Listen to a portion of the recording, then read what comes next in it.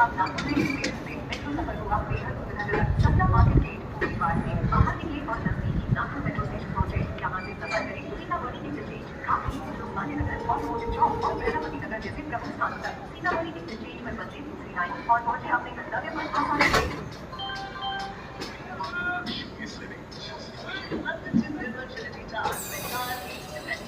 यहाँ है 2, 25 और 3 BHK flats और penthouses.